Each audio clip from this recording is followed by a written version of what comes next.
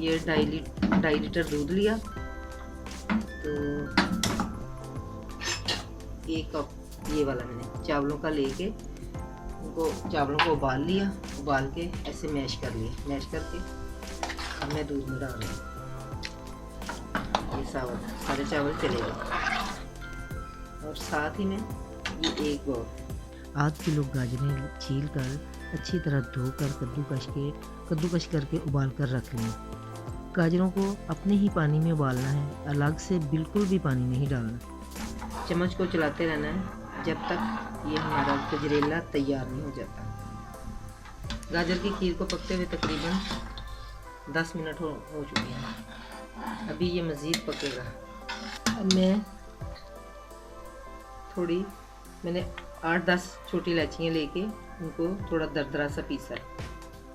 ये मैं थोड़ी पकते हुए अभी डालूँगी। थोड़ी पकती हुई खीर में डालूँगी, थोड़ी इलायची का पाउडर बाद में डालूँगी। देखिए हमारा गजरेला खीर को पकते हुए तकरीबन पौना घंटा हो चुका है। जब गजरेला पककर तैयार हो जाए, यानी ऐसे थोड़ा थिक हो जाए, तो फिर इसके अंदर चीनी डालनी।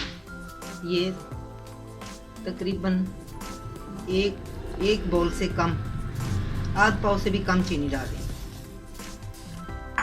चीनी तब डालते हैं जब खीर अच्छे से पक जाए, थोड़ी कमी हो, क्योंकि चीनी भी अपना पानी छोड़ती है। जैसे ही चीनी का पानी ख़त्म होगा, चीनी पक जाएगी, तो फिर हम इसके अंदर ये मावा डालेंगे। ये देखिए, ये मैंने खोया लिया हुआ था, खोए को हाथों से ऐसे मसल के ये मैंने रखा हुआ था।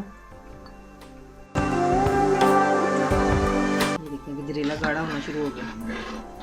स्लो हीट पे पकाना है क्योंकि इसके छींटे बहुत पड़ते हैं। तो अब हम इसमें कुछ मेवा जार डालते हैं।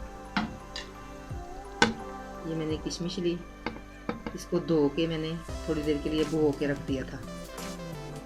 ये डाल रही हूँ। अब मैं ये थोड़ी सी मैंने वो खोपरा लिया था, गिरी जिसे कहते हैं, इसको मैंने बिल्कुल बारीक काट लिया। ये गया।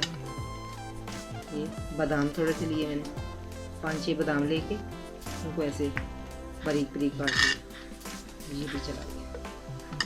अब मैं ये जो मेरे पास इलायची का पाउडर बचा था, सब्ज़ इलायची का पाउडर, वो फिर डाल रहा है। थोड़ा मैंने पहले डाला था, थोड़ा बाद में। इससे बहुत अच्छा फ्लेवर आता है, बहुत ही गजरेला टेस्टी बनता है।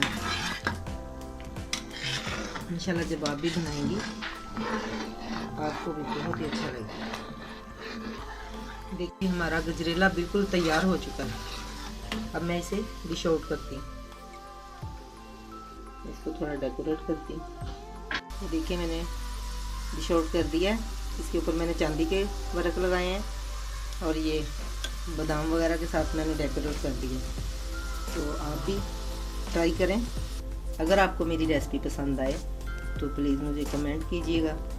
इंशाल्लाह मैं फिर एक नई रेसिपी के साथ फिर मिलूँगी। अल्लाह हाफिज़।